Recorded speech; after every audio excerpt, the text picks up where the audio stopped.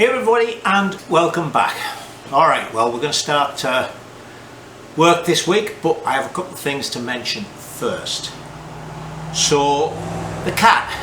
I have no idea what happened there. I didn't know until I got a comment to say what happened with the cat.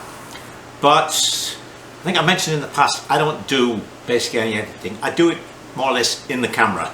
I set up to do something, start it as I start, stop it as I finish, and then I'll look to make sure it's alright. So I have very little editing to do when it comes to the end of the week. But the program I use converts the file from the camera, the MOV file, to an MP4 to upload. So somewhere in that conversion, I don't know what happened, because everything worked fine before I uploaded it. So I'll stick it on this end, you know, just in case you're interested. Alright, so that's that. I had a bunch of comments, really good, thank you, about the project. So I wanted to mention a couple of things. I had three people who mentioned that could I just, to get the liner out of the round barrel is, could I just go down far enough to get that collar and then press it out? Well, the answer to that is no, because of the process. There's the liner I showed you. You'll notice, because of the reflections, that this is smooth. That's because that's going to be a press fit. As you know, I always like to heat the barrel up. They heat up enough and expand that these will just drop out. But they're made to be a press fit, so they've got to be able to slide in. But obviously a nice, think of gluing something, or paint, nice and shiny is no good really for getting things to grip, to stick to. Well, to stick to rather than to grip, I should say. So this surface on the cast-in liners is rough. In fact, someone gave quite a description about the alphing process. Sometimes they're even slightly ribbed. It's, as I say, it's like with paint. It's to give it a good key so that when the alloy is cast onto it, it sort of gets into those roughnesses and makes it a really tight grip. So no, if you just took this off, you couldn't push it out. So that was that. The other thing that was mentioned was that, and I'd forgotten this, the B40 is 79mm also. They just increased the stroke for the B44 to get that extra 90 cc's. And the standard compression ratio was 7:1. Or at least that was available. I guess the SS90, which was the sports version, was probably higher. But anyway, I comment, you know, I've got a B40 engine, why don't I just use that piston? Well, first of all, of course, that would mean I'd have to get a piston for the B40. But also, you've got to remember that the piston that you're using has got to match the headspace. For instance, Rocket 3's BSA B45s are both 67mm bore, so you can use a Rocket 3 piston in a C15, but because of the different shape of the head space is different, and it, I don't know, I think it's something like 12:1 it comes out at. It really increases the compression ratio. So I looked in Rupert Ratio's book, and he said that the round barrel engine did use the B40 head, or it's identical. So that would be good. But again, I come to the thing where a BSA piston is well over $200. BSA only list going up to 2 overbore, so plus 40, which is 1mm. And I passed that with these barrels. And all of the sort of larger size modern pistons, they've all got higher compression domes on them. So, hang on, don't go away. I did a little bit of measurement today, just out of interest. Get my pad. That's the B44 piston, and as you know, the one we're going to use, the Honda one, is completely flat, but virtually exactly the same height here. So what I did, you can see it shining, I got my measuring jug, filled it with oil, and then just immersed this to get the volume of this dome. No comments about Archimedes, please, because I know Archimedes' principle is talking about mass, but here I was just displacing a volume. So that actually is 25 cc's, would you believe, that door. So when I did the calculations, I had to get a friend who's a mathematician to do the formula for me.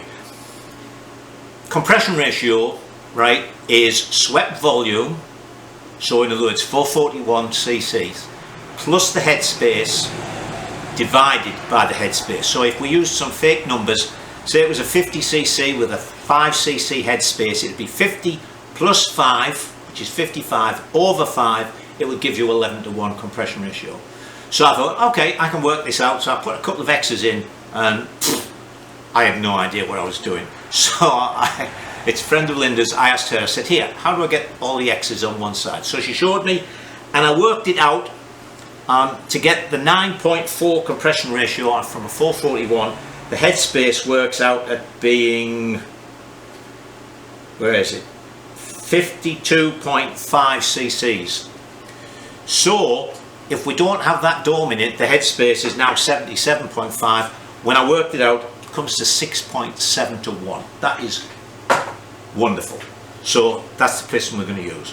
Right, so that's Alfin, piston, cap. Okay, let's go and do some work. Right, well, this is the frame we're going to use. Now, I don't know when it's off, because these frames are stamped up on this flat side of the front engine mounting, and somebody has gone over it with a punch, bump, bump, bump, bump, bump, so you can't read what's on it.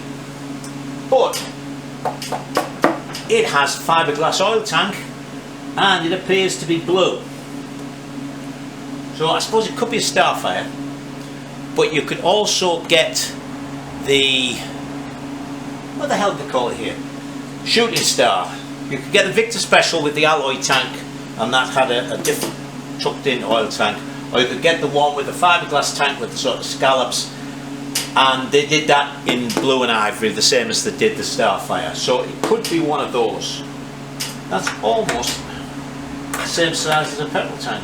That's slightly smaller. Anyway, so this has still got all sorts of stuff on it. It's got its footrests on all. I noticed it's even got an ignition switch on the other side.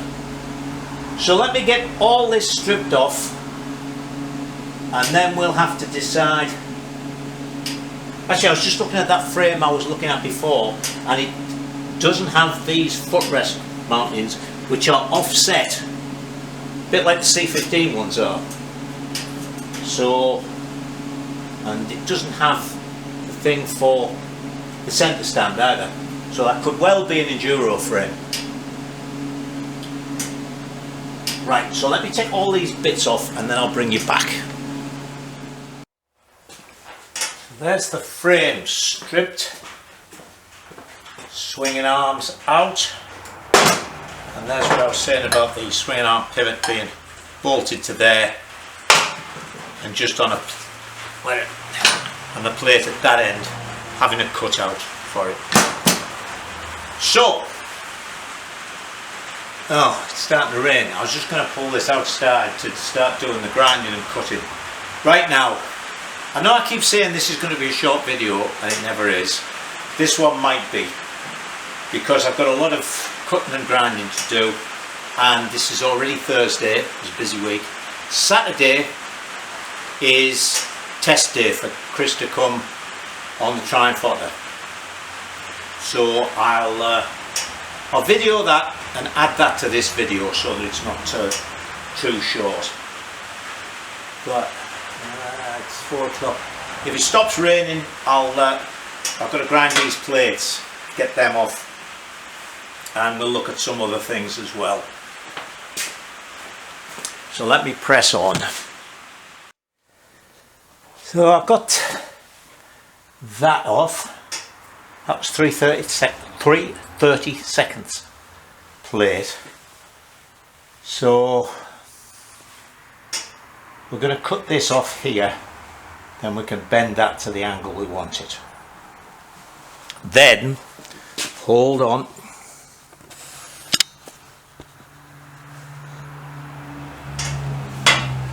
We'll do the cutting back here. I think this will fit in the other jig. I haven't pulled it out yet. There's a couple of big holes there. well, that doesn't matter, does it, because that's all coming off. As I say, we'll be cutting it here. We'll be cutting it about there as well. So the whole of this will just disappear.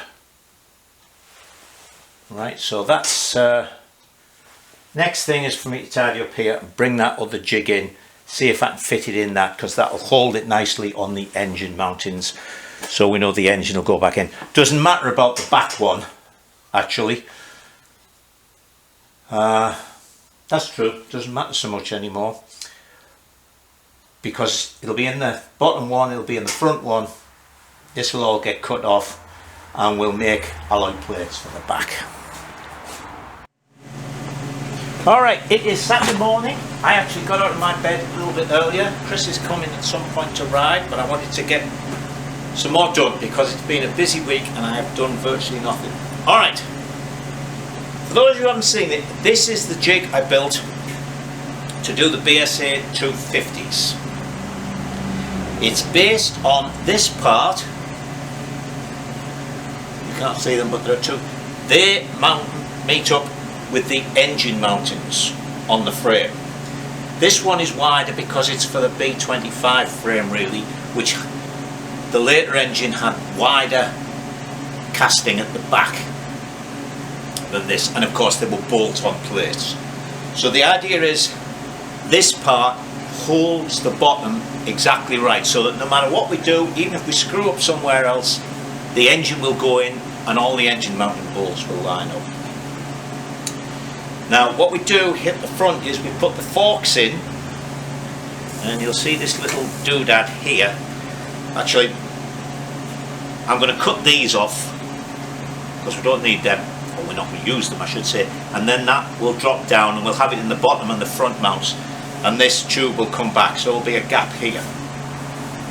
This thing here will go in where the front wheel spindle would, and then we heat the tube up here, we turn this up and it pulls the forks round to the angle we want. This is of course after we've cut this, and holds it all steady. Then that maintains it in position while we do the top piece. At the back end here, and I'll move you around a little. As I say, the back end is going to drop down when I cut this. So these here, this is where the rear suspension units mount. So I make up the bobbins and I bolt them in from the back. I thread them all the way through, so the bobbin is there and I can match this tube up to it, and then when we make the top tube and this is for the rear mudguard mounts. So when this is on here and we've got the bobbin in that holds the rear suspension unit, I can make up a piece of tube for here with I normally put a little knee on it, and I can bolt that to there and that'll hold it while I'm bronzing that. It's a relatively simple jig. It's actually slightly, you look at it from the back and it doesn't look quite right, but everything comes out right. Basically what I did with this was, when I built the first one, which as I say was just done with, hang on, let me swing around again a little bit, which was basically, I just made the equivalent of this bar here, and it clamped there and it clamped there to hold that, and then I cut all the top out. When it worked, I got the bare frame, I made this part, and then I made it, oh good, the heating's gone off. I made all the rest of it around the frame. So I know that every other frame I made would be the same as that first one. Okay, hold on. So I'll take it back off here, it's just standing on. I wasn't sure with this frame if everything would clear. And the only thing that doesn't are these plates. So I'm going to whip those off with the plasma cutter, and then we could drop this in here, bolt it on, cut that. We don't even need to cut it out to start with. We'll cut it, get this to the angle we want it, then we're just gonna, we'll cut it right up here, and that has to be ground and sanded. So we're going to cut that down there, you see, we'll cut that down there, and then we'll cut this about here, everything, it's difficult to keep everything visible. We'll cut this about here because you'll see when I drop this down, these are going to be long. These get pulled in a little bit also. Heat it up. I think they go down and in a little bit, both sides. But they go nicely to there. So we cope here and that fits up against the bobbin. So once that's cut there, it's cut down here and it's cut there. Obviously the whole of that just comes off, because we won't have these plates fastened to the bottom. Then we'll make our piece with a bend in it that will go and mount on the bottom cross tube and there, plates, etc. So let me go and cut this off. Oh, hang on, show you something else.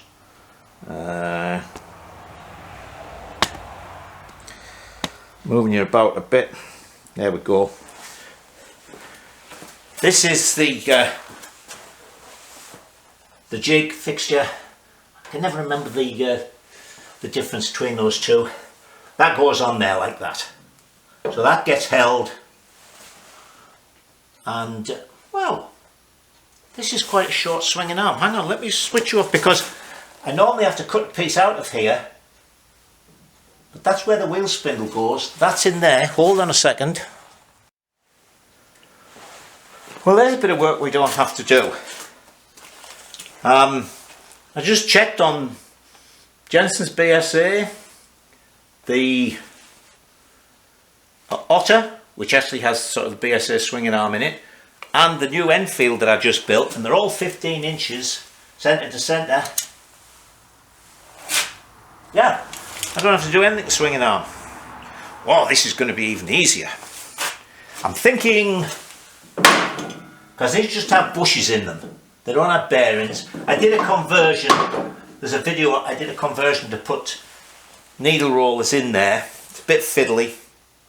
I think we'll see if we can get the appropriate size Igus bearings, or bushings I should say, and put them in there, and that'll make it even easier still.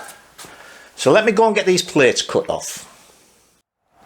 Well, here we are, not 20 minutes into the video, and we have our first problem / annoyance. It would appear that the bottom mounting casting on the earlier engines is wider than on the later ones. Now, with the oiling frames, there is a spacing piece that goes in. There's one that goes in here, in between the engine casting and the frame mount, and one that goes in the bottom, about 1/8 of an inch. Actually, might be a little bit more. Apparently they don't have it on the B44. I'd have to have a look to check if there's a part listed. But anyway, that won't go down onto there. This is fine. I've cut that out, so as you can see it's dropped down. But the bottom mounting won't go onto there. So that is very annoying. Suppose I could take a little bit, let's say it's only about 1/8 of an inch. I could take a little bit off each side of the jig. That's easy to do, and then if I ever do a B25 frame, which I don't think I ever will now, I can always put a couple of washers or spacers in. Okay, let me cut a bit off there. Right, that's got it on the jig. And what I did was I cut an equal amount off each side, so that when we get right, I can space it if need be. Okay, you'll see now there's a gap here. That's my sort of guide. So I think the next thing I'll do is we'll just take those forks a little bit apart. They're a bit nasty and they've got the headlamp ears on, so we'll just take those off and those horrible grubby rubber bolts, see what the stanchions are like, because they're actually sort of they're external springs. The springs on the outside of the stanchion, so we shall see what they're like, and then I put them in there, and then I can rig up the thing. We can cut that. Now then, we're not going to get any more than that done today because I've run out of acetylene and I forgot. I didn't really forget, but I wasn't going to get any because I knew I had to go down soon to get a bottle of argon. So I'll get that Monday, Tuesday next week. So let's press on, see if we can get the forks in at least today. Right then. Where are we? Where's my... God, look, I haven't even started and I've lost stuff. I just had hold of the 1.5 inch. There it is on the end. You could have told me. This started with a, well, it wasn't really a Tommy bar, it was a big Phillips screwdriver in. I was surprised. So these are, as I mentioned actually about the early XS650 forks, these tops are tapered and the top of the stanchion is tapered, so you get it in and then when you put the big nut on it pulls it in, so there's no clamp, it works on a taper. So we're going to be lucky, and is this one going to be loose? I don't think I've ever had these apart. Oh. Would you credit it?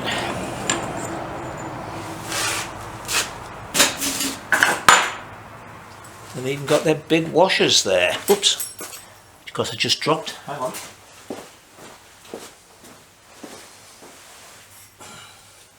I had a comment because I mentioned Scud missiles that I couldn't just say, oh, I had a Scud missile land near the house. God, I'm dropping stuff right left and centre. And not explain it.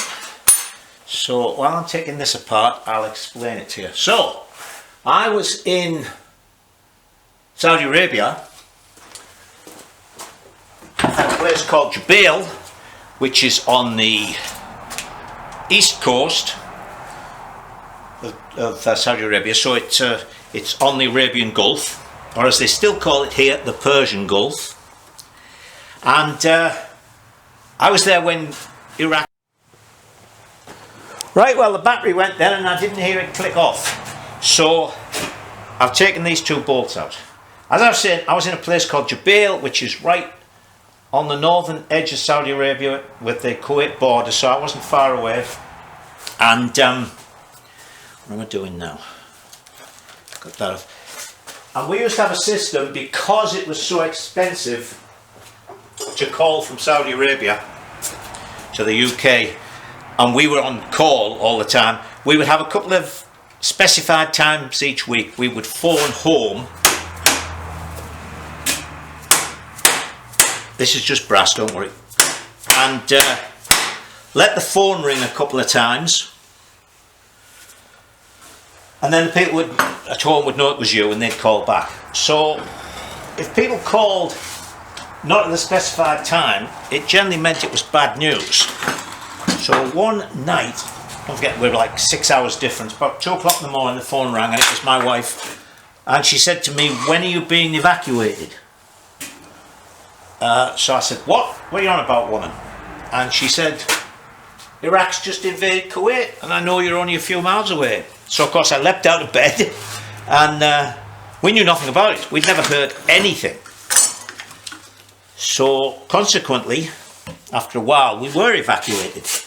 And then I and 2 other chaps, we volunteered to go back. So they were going to a place called, well, there's oil in those forks, damn. They were going to a place, hang on. This concrete floor is getting to be one giant oil stain. Anyway, as I was saying, we drove back up north.